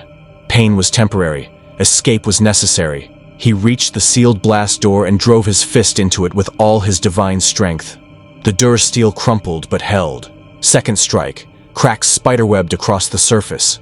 Behind him, the remaining weapon systems reacquired their target, converging fire on his exposed back. Third strike. The blast door exploded outward, and Kratos tumbled through into the corridor beyond even as explosions consumed the archives behind him. He rolled to his feet, secured the pack of holocrons, and began running toward the surface levels. Behind him, emergency teams were already mobilizing. Ahead, security forces assembled to block his escape. Throughout the Imperial Palace, alarms screamed and soldiers prepared for combat. Kratos had everything he needed: knowledge, direction, and motivation. Now he just needed to fight his way off a planet covered in his enemies, commandeer a ship, and return to Mustafar before the Emperor's forces could stop him. It would be difficult, bloody, probably impossible by any reasonable standard. He smiled as the blades of chaos ignited in his hands. Impossible odds were where he did his best work. The hunt was on, and the Ghost of Sparta would show the Empire what it meant to stand between a god and his freedom. The Imperial Palace's security responded with overwhelming force. Stormtroopers poured from every checkpoint, their white armor creating walls of bodies between Kratos and freedom. Red Guard sentinels emerged from hidden barracks, their crimson armor and force pikes marking them as the Emperor's most elite protectors. At every intersection, automated turrets tracked his movement while security doors slammed shut in programmed sequences designed to funnel intruders into kill zones. Kratos carved through them all like a force of nature given purpose. The first squad of stormtroopers died before they could establish firing positions, the blades of chaos whirling through their formation with the efficiency of industrial machinery processing raw materials. Their blaster fire was constant, disciplined, professional, and utterly inadequate against something that had weathered the lightning of Zeus himself. Kratos took hits that would have killed normal beings, burned flesh adding to his catalog of scars, and kept advancing with the relentless momentum of an avalanche. A Red Guard sentinel blocked the corridor ahead, his force pike held in perfect defensive stance. These warriors were trained to kill Jedi, to counter force-enhanced speed and precognitive abilities, with technique refined over generations. The guard thrust his pike with precision that would have skewered any Jedi Knight. Kratos caught the pike's shaft mid-thrust, yanked the guard forward off balance, and headbutted him hard enough to dent the crimson helmet. The guard crumpled, and Kratos continued forward without breaking stride. The pack of stolen holocrons secured across his back like a trophy taken from a conquered fortress. More guards converged from side passages. Kratos hurled the Leviathan axe in a wide arc that took 3 of them down in a cascade of ice and impact trauma, then recalled it as blaster fire intensified. The weapon flew back to his hand through a storm of energy bolts, its trajectory guided by the bond between weapon and master that transcended mere physics. He reached a grand staircase leading upward toward the palace's main levels. Security had deployed heavy repeating blasters at the top, their overlapping fields of fire creating a death trap no single warrior should survive. Kratos studied the killing ground for half a heartbeat, calculating angles and cover points with the tactical mind that had conquered Olympus. Then he charged straight up the center. The repeating blasters opened fire, filling the staircase with enough firepower to stop a battalion. Kratos angled the Leviathan axe's broad blade before him like a shield, letting it absorb the initial volley while frost spread across its surface. While the enchanted metal did what no ordinary armor could, it endured. He closed half the distance before the gun crews adjusted their aim to target his exposed sides. The blades of chaos extended on their chains, whipping out in wide arcs that forced the gun crews to flinch, to duck, to break their disciplined fire for just an instant. In that instant, Kratos cleared the remaining distance and was among them. The slaughter was brief and brutal. Palace functionaries screamed and fled as Kratos emerged onto the main level, his weapons dripping with the blood of the Empire's finest soldiers. Through massive windows, he could see the Coruscant skyline, the endless cityscape stretching in all directions, the traffic lanes thick with civilian and military vessels. Somewhere in that maze of towers and platforms was a ship he could steal, a means to reach Mustafar. "Seal all hangar bays," an officer's voice crackled through the palace comm system. "The intruder is attempting to escape. All available units converge on the eastern wing." They were learning, adapting, trying to predict his movements and cut off escape routes. It wouldn't help. Kratos had fought enemies far more intelligent than military strategists, had outmaneuvered Athena's schemes, had bypassed Odin's prophecies, had overcome obstacles that gods themselves had declared insurmountable. He smashed through a viewport with his shoulder, safety glass exploding outward, and leaped into the open air 40 stories above the ground. Wind whipped past him as he fell, the ground rushing up with terminal certainty. At the last moment before impact, he drove the Leviathan axe into the side of a passing cargo hauler, the blade's edge punching through Durasteel hull plating. His fall arrested with bone-jarring force, but divine constitution absorbed what would have shattered every bone in a mortal body. The hauler's pilot panicked, swerving wildly through traffic, but Kratos held on with the strength that had allowed him to grapple with titans. He climbed onto the vessel's hull, tore open an access panel, and dropped into the cargo hold. The pilot's terrified voice came through the internal speakers. "Please don't kill me! I'm just a transport pilot. I don't even like the Empire." Kratos made his way to the cockpit and placed one scarred hand on the pilot's shoulder, not threatening, just present. "Fly to the nearest shipyard. Don't speak. Don't signal for help. Do this, and you live." The pilot, a Twi'lek with head tails that twitched with fear, nodded frantically and adjusted course. Through the cockpit viewport, Kratos could see TIE fighters launching from Imperial facilities, beginning search patterns across the capital sky. They were hunting him, but in a city planet with billions of inhabitants and millions of vessels, finding one stolen hauler would take time. Time he intended to use wisely. The shipyard sprawled across an entire district, a forest of docking towers and repair platforms where vessels of every size underwent maintenance. The hauler touched down on an outer platform, and the Twi'lek pilot practically threw himself from the cockpit in his haste to escape. Kratos let him go. The pilot had served his purpose and posed no threat. Kratos scanned the available ships with a warrior's eye for tactical value.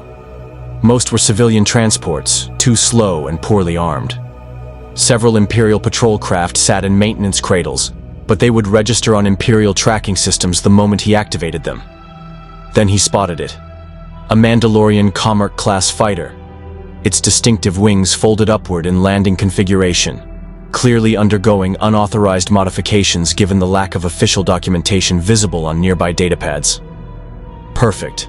The Mandalorians had no love for the Empire, and a stolen fighter would be difficult to track. He approached the vessel, found the boarding ramp sealed, and simply tore the access panel from its housing. Sparks flew as he manually overrode the lock, and the ramp descended with a hydraulic whine. The interior was cramped but functional, designed for a small crew and built for speed rather than comfort. Kratos settled into the pilot's seat, his large frame barely fitting the space designed for average-sized humanoids. The controls were unfamiliar, but he had learned to pilot Icarus's wings through trial and error. A starship couldn't be much different. The engines roared to life, responding to his touch on what he assumed was the throttle. The fighter lifted from the platform with less grace than intended, its nose dipping before Kratos compensated. Warning lights illuminated across the console, undoubtedly indicating he was activating systems in wrong sequence or violating about 50 different flight protocols. He didn't care. The fighter responded to input, moved where he directed it, and that was sufficient. He pushed the throttle forward, and the Commerce class accelerated into Coruscant's traffic lanes with a velocity that sent nearby civilian vessels scrambling to avoid collision. Behind him, alarms erupted at the shipyard.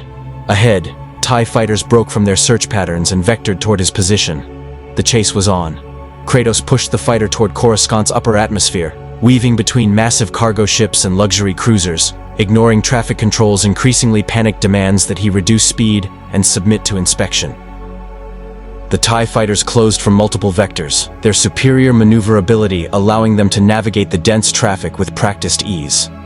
Green laser fire streaked past the canopy. Kratos' hand found what appeared to be a weapons control, and he squeezed.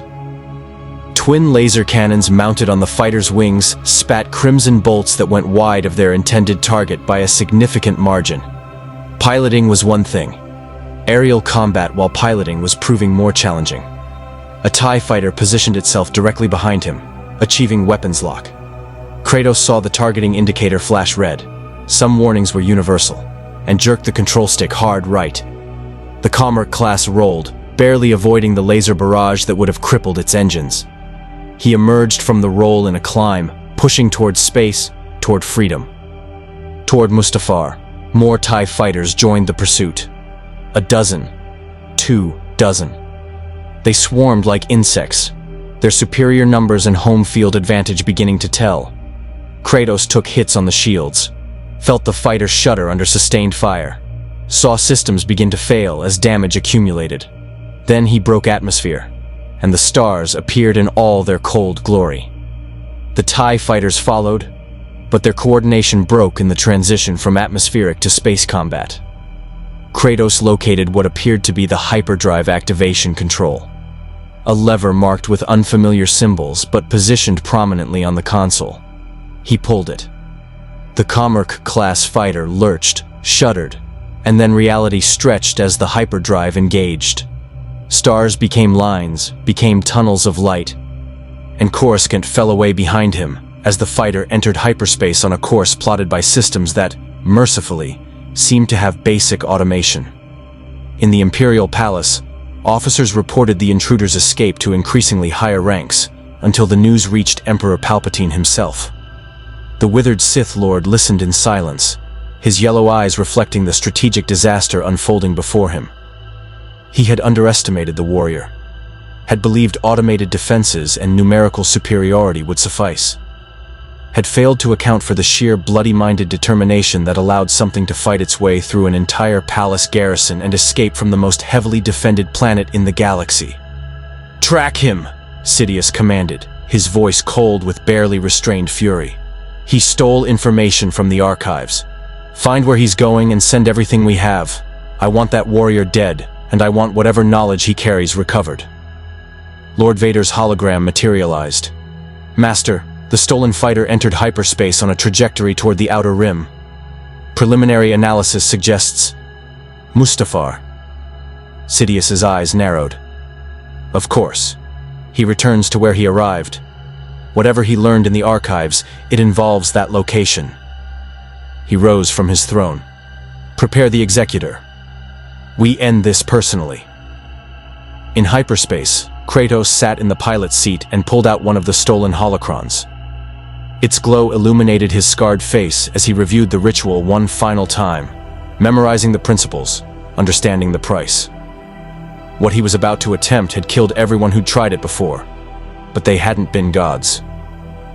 Hadn't carried the rage of Sparta and the determination of someone who had toppled two pantheons. Hadn't possessed the fundamental incompatibility with this reality that made him simultaneously vulnerable and uniquely capable. The fighter's autopilot would deliver him to Mustafar. There, he would tear reality open through sheer force of will, would carve a doorway home regardless of cost. And if the Emperor came to stop him, if the entire Imperial fleet arrived to prevent his escape, Kratos smiled grimly. They would learn what happened when you stood between a god-killer and his freedom.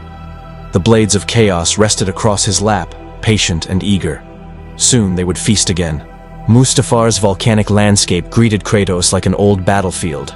Familiar, hostile, marked by his previous passage. The stolen Commerce-class fighter descended through ash-choked atmosphere toward the exact coordinates where he had first emerged into this galaxy. Below, the lava rivers still flowed, the obsidian plains still stretched toward distant fire mountains, and Vader's fortress still rose like a blackened fang from the hellscape. But something had changed. Kratos felt it the moment he broke atmosphere. A wound in reality that pulsed with dark energy. A weak point where his violent arrival had torn the fabric separating dimensions. The force nexus that existed here had strengthened, fed by the violence he'd inflicted, growing like scar tissue around an injury. Perfect. The fighter touched down near the impact crater from his arrival, its landing gear groaning as it settled on unstable volcanic rock. Kratos disembarked with the stolen holocrons secured in his pack and his weapons ready. He had perhaps an hour before the Empire's response arrived, maybe two if fortune favored him. Enough time to prepare the ritual, to gather his power, to attempt what the Sith had failed to accomplish for millennia. He stood at the crater's center and began the process detailed in the holocrons. First, he needed to attune himself to the Force Nexus, to feel its energy despite his nature existing outside the Force's domain. It was like trying to touch water as a being of fire, fundamentally incompatible, yet not impossible with sufficient focus. Kratos closed his eyes and reached inward, past his rage, past his divine essence, toward the core of what he was. A father who had lost everything, a warrior who had been used by gods and kings, a mortal who had achieved immortality through suffering and refusal to submit. That core, raw, human, real, could touch the Force, even if his divine nature could not. He felt it then. The dark side energy saturating Mustafar, the accumulated suffering and rage from Vader's presence, the echoes of whatever catastrophe had occurred here before. It responded to his pain, recognized a kindred spirit in his wrath. The Force Nexus pulsed, and Kratos drew on its power, channeling it through his mortal core, while his divine nature remained separate, untouched, ready to serve as the anchor the Sith had always lacked. The ritual required an offering, power freely given to create the initial tear. Kratos drove the Leviathan axe into the ground at the crater's northern point, then the blades of chaos at east and west. Each weapon flared with energy, creating a triangle of power with him at the center.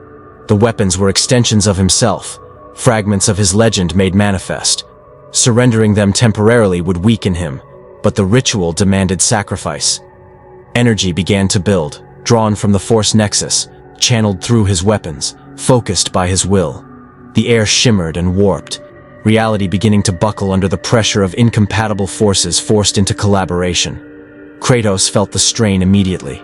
His body was the conduit, the bridge between the Force's energy and his divine nature's anchoring effect, and the two powers fought against each other within his flesh. Pain exploded through his nervous system, worse than any lightning, any torture. His skin cracked and bled as power beyond mortal tolerance coursed through him. His bones felt like they were fracturing from internal pressure. His divine constitution warred with the Force energy, trying to reject it, trying to maintain the separation that defined his nature. Kratos roared and pushed harder, forcing the incompatible energies to coexist through sheer bloody-minded refusal to fail. Reality screamed around him. The volcanic rock beneath his feet began to crack, not from physical force, but from dimensional stress. The sky above darkened as something fundamental about physics in this location began to break down. Then the tear opened. It was small at first, a crack in space no larger than his fist, hanging in the air before him like a wound bleeding impossible colors. But it was growing. Fed by the Force Nexus and anchored by his divine nature, expanding with each second he maintained the connection. Through the crack, he glimpsed something beyond. Snow-covered mountains, pine forests, a gray sky that was simultaneously alien and achingly familiar. Midgard. Home. The tear expanded to the size of his head, then his torso, then large enough to walk through. But maintaining it was killing him. Blood ran from his eyes, his ears, his nose. His muscles spasmed uncontrollably. The weapons anchoring the ritual had begun to crack, unable to contain the forces flowing through them indefinitely. He had minutes at most. Then the ritual would collapse, or reality itself would fracture beyond recovery. Kratos took one step toward the portal, his body screaming in protest. Then he felt them, ships entering orbit. The familiar presence of Darth Vader aboard one massive vessel, and the darker, more insidious presence of Emperor Palpatine aboard another. The Imperial fleet had arrived, and they were not here to talk. Through the blood and pain, Kratos smiled. Of course they would come. Of course they couldn't simply let him leave. Tyrants never could resist one final confrontation, one last attempt to prove their power absolute. Zeus had been the same. Odin had been the same. They had all learned the same lesson. The first orbital bombardment struck a kilometer away, turbo-laser fire designed to kill from space. The volcanic plains erupted in explosions of superheated rock and vaporized stone. The fleet was being careful, trying to destroy him without hitting the dimensional tear, but their caution wouldn't last long. Kratos made his choice. He couldn't maintain the portal and fight simultaneously. His body was already failing under the strain of keeping the tear open. But he could expand the ritual, could channel even more power through himself, could force the tear wider, and make the entire area around it unstable enough that approaching would be suicide. He reached deeper into the Force Nexus, drawing on reserves that shouldn't exist, pulling power that would certainly kill him. The tear expanded explosively, growing from person size to the diameter of a small building, a massive wound in reality that pulsed with energies that made the Force itself recoil. The weapons anchoring the ritual exploded into fragments, their purpose served, their physical forms unable to contain the forces any longer. Without his weapons, bleeding from 100 ruptures in his flesh, his divine nature beginning to burn out like an overloaded engine, Kratos stood before the portal home and laughed. It was the sound of someone who had won despite impossible odds, who had bent reality itself to his will through nothing but rage and refusal to submit. The Imperial fleet ceased fire. Through the orbital sensors, they could see what was happening. A tear in space-time that registered on every instrument, that pulsed with enough energy to threaten nearby ships if it destabilized. Sidious and Vader watched from their respective command bridges as the Ghost of Sparta, the warrior who had carved through their forces and stolen their knowledge, stood at the threshold of escape. "Fire everything," Sidious commanded, his voice sharp with fury. "Destroy him before he escapes. I don't care if the entire region is—" The dimensional tear pulsed once, violently, and a shockwave of pure force erupted outward. Not force energy, something else, something older, the fundamental rejection of one reality bleeding into another. The shockwave hit the orbital fleet like a physical blow, sending ships tumbling, systems failing, causing widespread panic. In that chaos, Kratos stepped toward the portal. His body was failing. His vision was darkening. His divine essence was burning away like fuel in a fire that had raged too hot for too long. But he was almost home, almost back to Midgard, to the realms he understood, to a place where his son waited. He took another step. Reality screamed around him. He took a third step, crossing the threshold, feeling two dimensions overlap, feeling himself exist in both galaxies simultaneously for one impossible moment. Then he was through, and the portal collapsed behind him with a sound like the universe exhaling in relief. The Force Nexus on Mustafar went dark, drained completely. The crater where Kratos had performed the ritual had been scoured clean, transformed into a perfectly smooth circle of glass where volcanic rock had been subjected to forces that transcended normal physics. The Ghost of Sparta was gone. In orbit, Emperor Palpatine stared at the sensor readings showing the dimensional tear's collapse, the complete absence of the warrior who had threatened his rule. and felt something he rarely experienced. Genuine relief mixed with deeper concern. The warrior had escaped, yes, but the cost of pursuing him further, of potentially opening more dimensional rifts, of inviting more entities from beyond, far exceeded the benefit. "Seal this system," Sidious commanded. "No one enters Mustafar without my personal authorization. The spatial anomaly is to be studied but never replicated. And if anyone ever detects similar dimensional tiers elsewhere in the galaxy, I am to be informed immediately." "Yes, my Emperor," the fleet admiral responded, clearly shaken. Vader's hologram appeared. "Master, the warrior has escaped our grasp. Should we—" "No," Sidious interrupted. "Let him go. He has returned to whatever realm spawned him, and good riddance. His presence was destabilizing. The Force itself seemed to reject him. Better he trouble some other reality than ours." The Emperor paused. "But Lord Vader, ensure that the archive's remaining contents are moved to a more secure location. If one being from beyond can arrive, others may follow. We must be prepared." "As you wish, Master." The transmission ended, and Palpatine was left alone with his thoughts. The warrior called Kratos had done what even the most powerful Jedi had never accomplished. He had defied the Emperor directly, survived multiple confrontations with Vader, stolen from the most secure archives in the galaxy, and escaped despite the full might of the Imperial war machine deployed against him. It was troubling, but also informative. The galaxy contained more than the Force and those who wielded it. There were powers beyond, and they were not to be trifled with casually. The Emperor returned to his throne, his mind already planning adjustments to Imperial doctrine, new research into dimensional security, contingencies for future incursions. The Ghost of Sparta had taught him a valuable lesson, even if the price had been high. Some gods, it seemed, could not be conquered, only survived. On Midgard, in the snow-covered forests near Kratos' cabin, a crack appeared in reality. It flickered, unstable, and through it fell a scarred, burned figure who crashed into the snow with the finality of a meteor strike.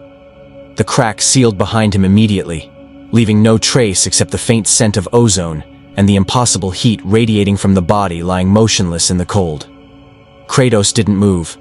His divine essence was nearly extinguished, burned as fuel for a ritual that should have killed him 10 times over. His body was a catalogue of injuries that would have left even gods crippled. But his chest rose and fell with shallow breaths, and deep within, the embers of his power began the slow process of regeneration. He had survived. Again. As he always did. Hours later, footsteps crunched through snow. A younger voice, concerned and familiar. "Father? Father!" Atreus, his son, his anchor to mortality, his reason for enduring, knelt beside him with hands that glowed faintly with divine light inherited from both parents. The boy worked quickly, channeling what healing magic he knew, enough to stabilize but not enough to repair the catastrophic damage. Kratos' eyes opened, focusing with difficulty on his son's face. "What happened to you?" Atreus asked, his voice trembling between fear and wonder. "You've been gone for 3 days. I felt something, a tear in the world. And then you appeared from nowhere, looking like you fought another empire," Kratos said, his voice barely a whisper. "Another tyrant who thought himself unstoppable." A ghost of a smile crossed his bloodied lips. He was wrong. In the days that followed, Kratos would recover, though the scars from his journey would never fully fade. He would tell Atreus parts of what happened, not everything, for some experiences were too dark to share, but enough that the boy understood his father had faced threats from beyond their realm and survived through the same refusal to submit that had toppled Olympus and Asgard. And sometimes, on quiet nights when the wind howled through the trees, Kratos would look up at the stars and remember a galaxy far away where an empire ruled through fear and an emperor wielded terrible power. He would remember Darth Vader's relentless assault, Sidious's corrupting lightning, and the sensation of reality itself rejecting his presence. But mostly, he remembered the satisfaction of escaping their grasp, of defying their authority, of proving once again that no power, no matter how absolute it seemed, could truly change someone willing to die rather than submit. The Empire continued its rule across the stars, its grip on the galaxy seemingly unshakable. But in the Force, in the deepest currents where only the most sensitive could perceive, a memory lingered.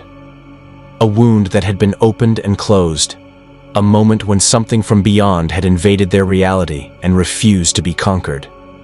And somewhere in the unknown regions, in temples built by ancient civilizations, in ruins that predated the Republic itself, scholars who studied dimensional theory began to detect echoes, reverberations, the hint that barriers between realities were not as absolute as previously believed. The Ghost of Sparta had left the Star Wars galaxy, but his passage had changed it forever. The Empire now knew that threats existed beyond the Force's domain. The few remaining Jedi, hidden in the shadows, sensed that the universe was larger and stranger than their masters had taught, and reality itself bore the scar of his passage, a reminder that even in a galaxy bound by the Force, some powers answered to older, more primal laws. Kratos had fought Darth Sidious and survived, had defied the Empire and escaped, had shattered the galaxy's certainty about its place in the cosmic order. And in his cabin on Midgard, surrounded by snow and silence, the God-Killer rested, ready, if necessary, to face whatever challenges came next, ready to protect his son from threats mortal or divine, local or dimensional, ready, as always, for war. May the Force be with you. More stories await.